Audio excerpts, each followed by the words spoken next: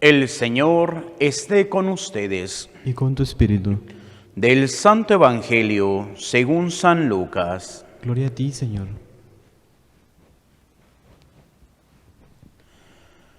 En aquel tiempo se presentó ante Jesús un doctor de la ley para ponerlo a prueba y le preguntó: Maestro, ¿qué debo de hacer para conseguir la vida eterna? Jesús le dijo: ¿qué es lo que está escrito en la ley? ¿Qué lees en ella? El doctor de la ley le contestó: amarás al Señor tu Dios con todo tu corazón, con toda tu alma, con todas tus fuerzas y con todo tu ser, y a tu prójimo como a ti mismo.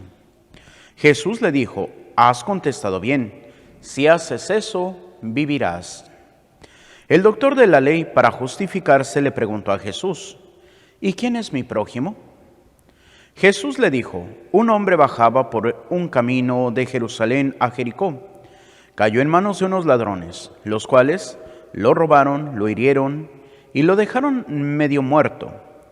Sucedió que por el mismo camino bajaba un sacerdote, el cual lo vio y pasó de largo. De igual manera un levita que pasó por ahí lo vio y siguió adelante. Pero un samaritano que iba de viaje, al verlo se compadeció de él. Se acercó, ungió sus heridas con aceite y vino y se las vendó. Luego lo puso sobre su cabalgadura, lo llevó a un mesón y cuidó de él. Al siguiente día sacó 2 denarios, se los dio al dueño del mesón y le dijo: cuida de él, y lo que gastes de más te lo pagaré a mi regreso.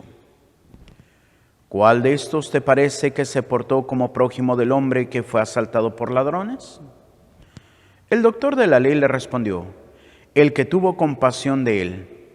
Entonces Jesús le dijo: anda y haz tú lo mismo. Palabra del Señor. Gloria a ti, Señor Jesús. Nos sentamos brevemente. Queridos hermanos, el día de hoy nos encontramos con este pasaje del Evangelio del buen samaritano, como se le suele llamar a este pasaje. Y es ahí donde el Señor también el día de hoy nos puede hacer a nosotros esta pregunta: ¿quién de nosotros vive como ese hombre samaritano que ayudó a aquel que lo necesitaba? Y es porque hoy en día hemos caído en un individualismo. ¿En qué sentido? En que muchas veces nos preocupamos solamente por yo estar bien, por yo vivir bien, por yo cumplir con lo que necesito. Pero ¿cuántas veces dejamos de lado a aquellos? Ahora, como se ha hecho también viral y de moda, y hasta se ha convertido en un meme, pues estos hermanos cristianos no católicos que tienen ahí su centro de rehabilitación y se han hecho famosos por el meme de el tazo dorado. Y pues así como que, pues que el tazo dorado, hasta que me puse, y bueno, que la patrulla espiritual.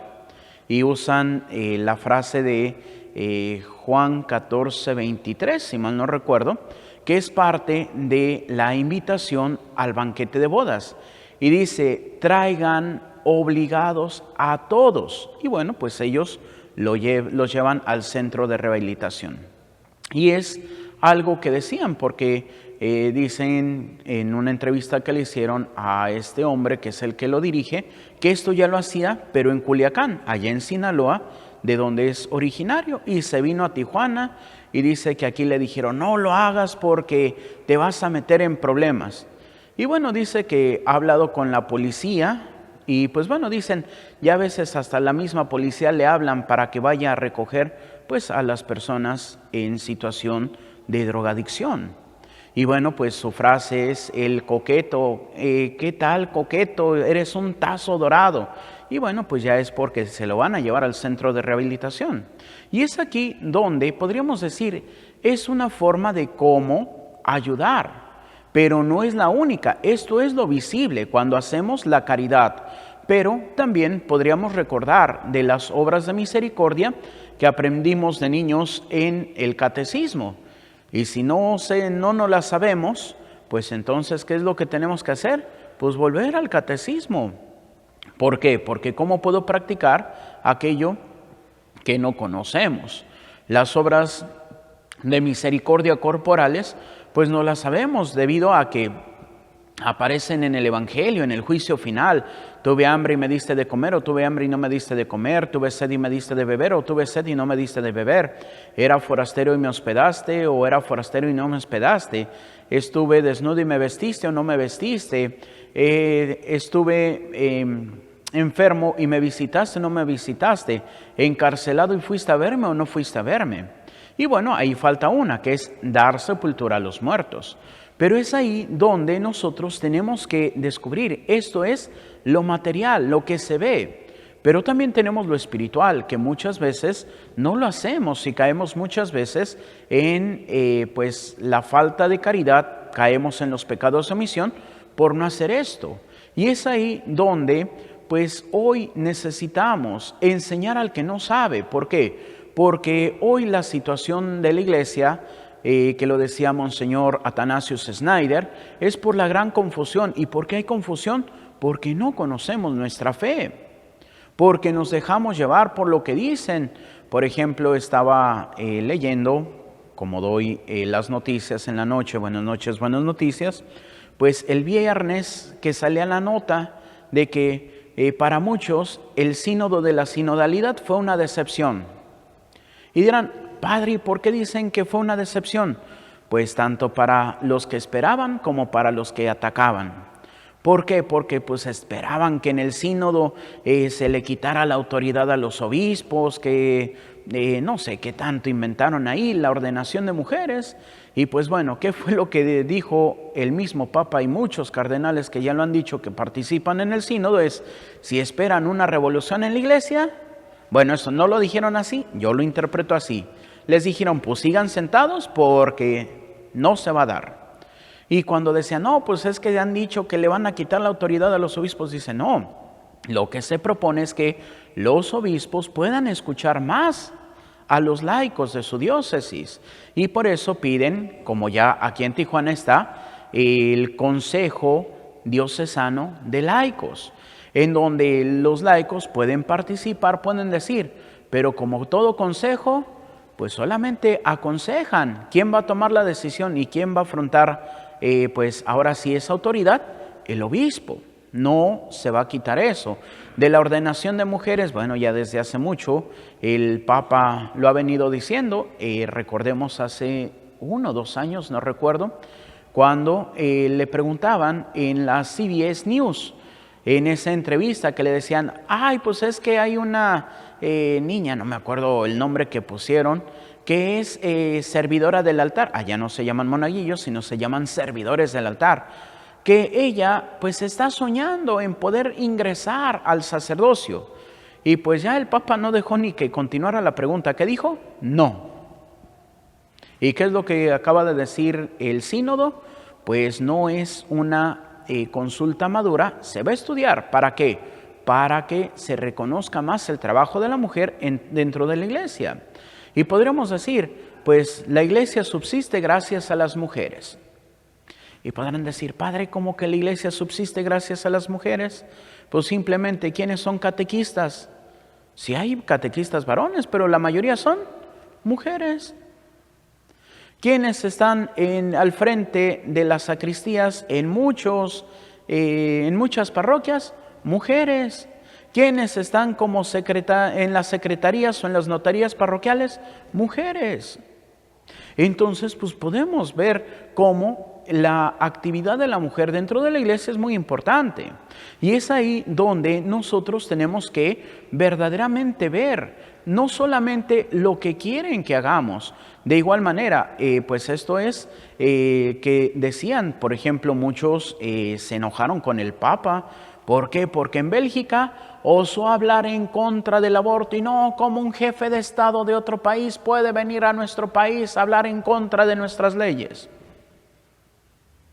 Pues porque la ley de Dios está por encima de toda ley humana.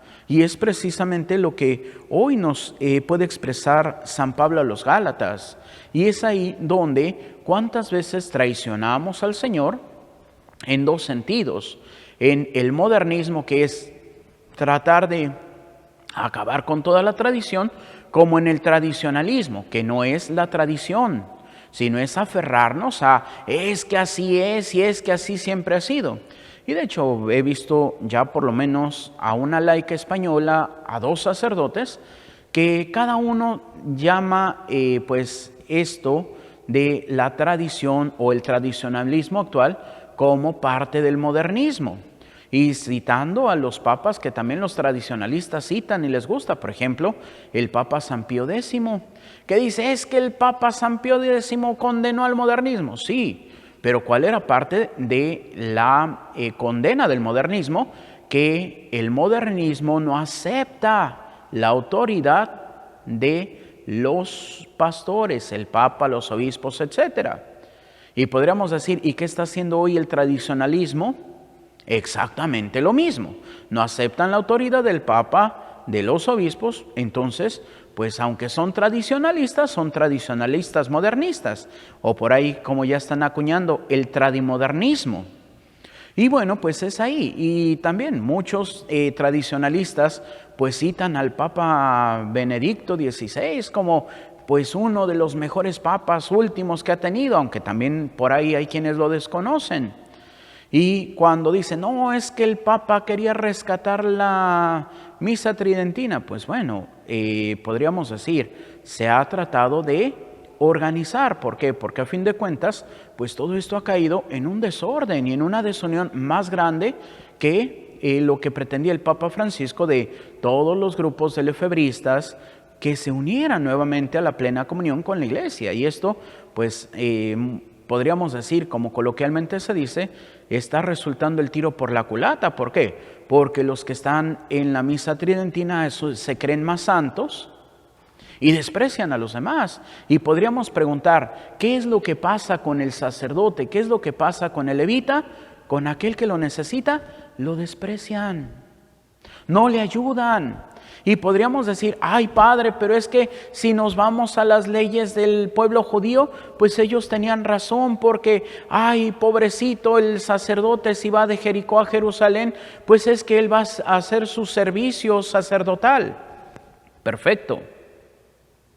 ¿Y qué decía la ley? Y lo pueden comprobar leyendo todo el libro del Levítico, que podríamos llamar que es la ley de Moisés. Y dice que el sacerdote que va a ir a celebrar no puede tocar sangre. Y si dejaron al pobre hombre medio muerto, pues yo me imagino que lo dejaron todo sangrando. Pues si el samaritano le tuvo que lavar las heridas, es porque las tenía abiertas. Si una herida abierta está sangrando. Entonces, ay, es que el rito me dice que no puedo ayudar a aquel. Y entonces caímos en un ritualismo. El levita, más de lo mismo. Podríamos hacer la comparación. El levita era como el diácono de nuestra iglesia, que tiene cierta autoridad, pero es una autoridad limitada y está para ayudar al sacerdote. Entonces, pues, ¿qué pasaba con el levita? Más de lo mismo. Ay, pues es que no puedo hacer nada porque quedaría impuro, entonces prefiero dejar, ay, que se muera y ya después rezaremos por su alma. Y solamente el samaritano, el que sí eran despreciados aunque tenían esta misma fe judía, pero como en tiempo de la deportación a los samaritanos no se los llevaron al cautiverio, entonces, pues, ¿qué es lo que hicieron? Trajeron gente de otros países y bueno, ahí se hizo una mezcla y entonces, como lo vemos en el pasaje de la samaritana, cuando le dice, ¿cómo tú que eres judío me pides a mí una samaritana? Porque nuestros padres dijeron que aquí en este pozo tendríamos que adorar a Dios y ustedes dicen que en Jerusalén. Y es donde viene esta parte de, yo les digo que en verdad vendrá el tiempo en donde los verdaderos adoradores adorarán en espíritu y verdad. ¿Y qué es lo que dice el Señor? Que no importa el rito, No importa cómo, pero mientras sea la adoración a Dios.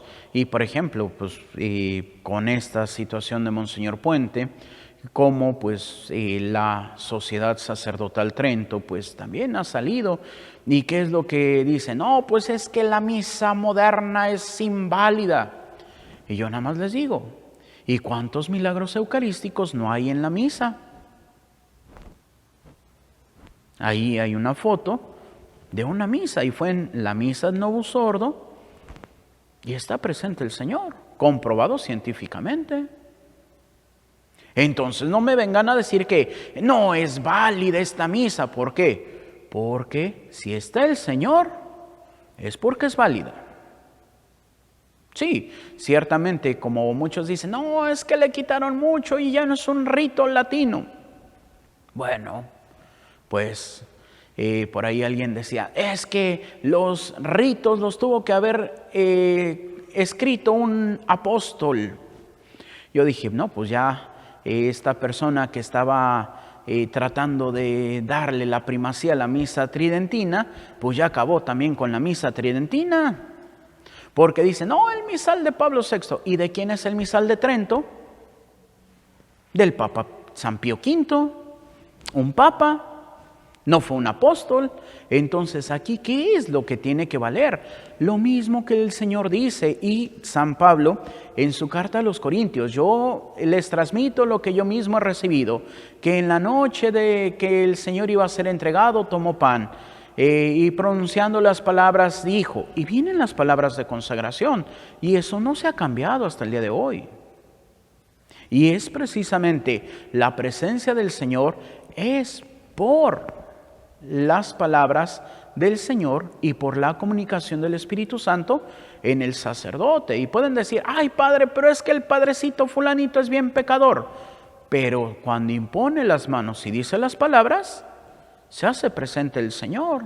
Y puede ser pues don fulanito que es bien santo y casi se eleva cuando hace oración, pero no ha sido ordenado, y por más santidad que imponga las manos sobre el pan y sobre el vino, no van a transformarse en el cuerpo y la sangre de Cristo, porque eso es algo que se lo dio a los apóstoles. Por eso San Pablo dice, es un tesoro que llevamos en vasijas de barro. El tesoro es Cristo, las vasijas de barro somos nosotros, y más si somos como jarritos de Guadalajara, que con cualquier miradita ya se quebraron. No, y eso es el pecado. Por eso nosotros tenemos que luchar, y por eso se han de dar cuenta que yo en todas las misas pido por la santificación de los sacerdotes. ¿Para qué? Para que dejemos ese barro y nos convirtamos como en los cálices. Bueno, hoy nuestros vasos sagrados pues tampoco son de oro, son de latoncito y bueno, ya pintaditos ahí en color dorado. Qué bueno que tuviéramos un cáliz de oro, pero pues haciendo así medio la cuenta, así muy simplemente, pues estamos hablando que un cáliz chiquito, ni tan grande, de oro, pues estaríamos hablando de casi 1,000,000 de pesos. ¿En qué parroquia habrá 1,000,000 de pesos para poder comprar aunque sea un cáliz de esos? No, no hay. Por eso, pues bueno, lo más digno, pues el cáliz, el coponcito de latoncito, y bueno, sí, ahí pintado de doradito. ¿Para qué? Para que se vea bonito.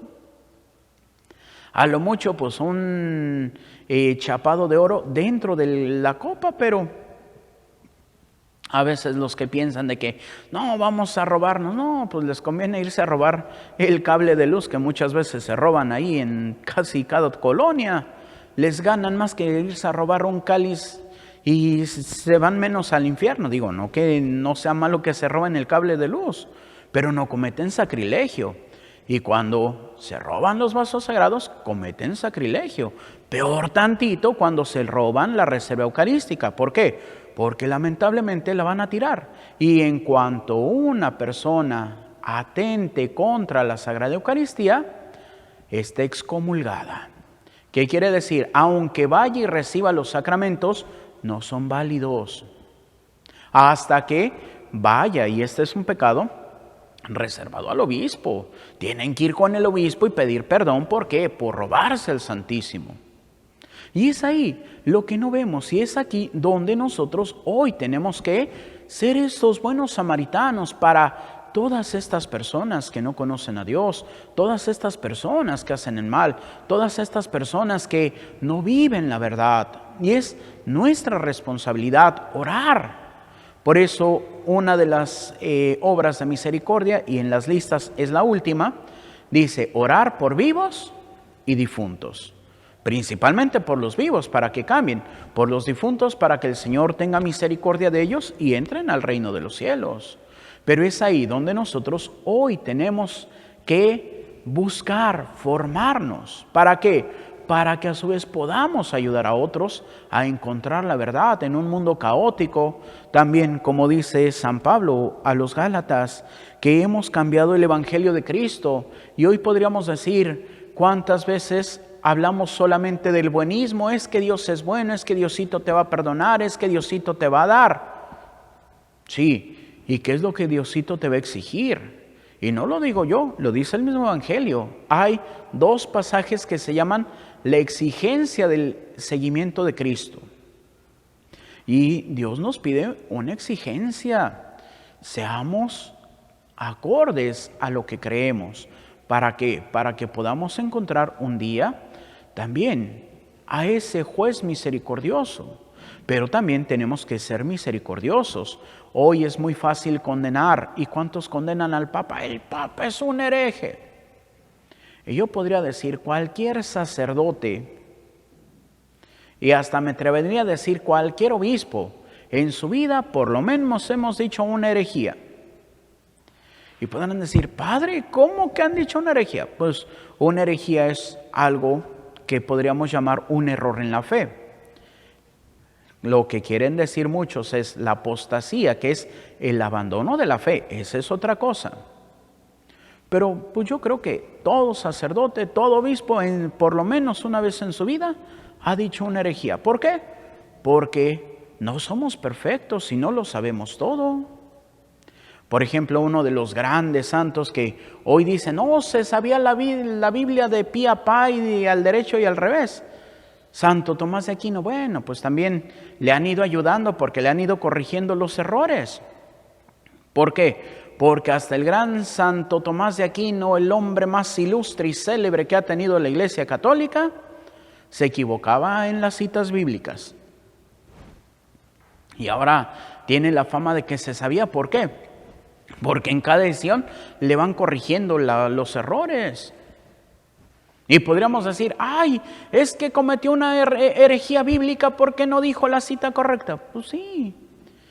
Igual, ¿cuántas veces podríamos decir que decimos una cosa por otra? Por ejemplo, hay una frase muy célebre que dicen, si quieres hablar de algo y se te olvidó quién lo dijo, achácaselos a San Pablo o achácaselos a San Agustín. Al cabo ellos dijeron y hablaron de todo. Y bueno, a veces queda.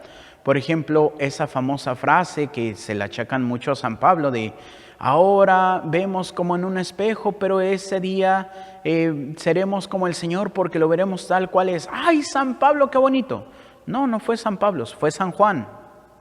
Y es ahí, esos pequeños errores que los muy puristas y los muy tradicionalistas van a decir herejía. Lo importante es también el testimonio de vida. También es importante cómo nos sometemos a la autoridad de Dios. Y a veces podemos decir, ay Padre, pero es que nuestras autoridades eclesiásticas o civiles, ay no Padre, son muy malas. ¿Qué es lo que dice Jesús ante Pilatos? Cuando le dice,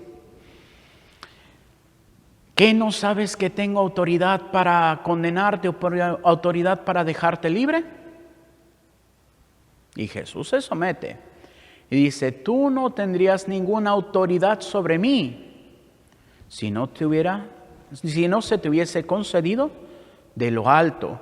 Por eso el pecado más grande es el que te entregó o me entregó ante ti. No le está diciendo que no está cometiendo una injusticia, pero no es mayor sino por aquel que intrigó esa injusticia. Sí, nuestros gobernantes, tanto eclesiásticos como civiles, tendrán que dar cuenta a Dios y tendrán que pagar por todo. Simplemente podríamos ver esta mística María Sima, que veía las ánimas del purgatorio y ve a un Papa Pablo. ¿Qué Pablo? Pues hay 6 Pablos, así que quién sabe cuál de los 6. Y se sorprende de que está en el purgatorio y dice, pero Santo Padre, ¿por qué está en el purgatorio? Por las malas decisiones que cometí en vida. Así que tenemos que orar. Ciertamente podríamos también ver a San José María Escriba de Balaguer, que le preguntan acerca pues, de los amores que debe de tener un católico. Y bueno, también hace tiempo decía Padre Rayito esto mismo. Son 4 amores, pero yo me gusta decir 5. Primero, amor a Dios. ¿Y qué es lo que dice el Evangelio de hoy? El mandamiento más grande y más importante es: amarás a Dios sobre todas las cosas, con todo tu corazón, con toda tu mente, con todas tus fuerzas y con toda tu alma. Segundo, amor a la Santísima Virgen María. No podemos decirnos católicos si no amamos a la Virgen María. Los protestantes lamentablemente perdieron este amor, porque pues la bandera del protestantismo, Martín Lutero, amaba intensamente a la Virgen María.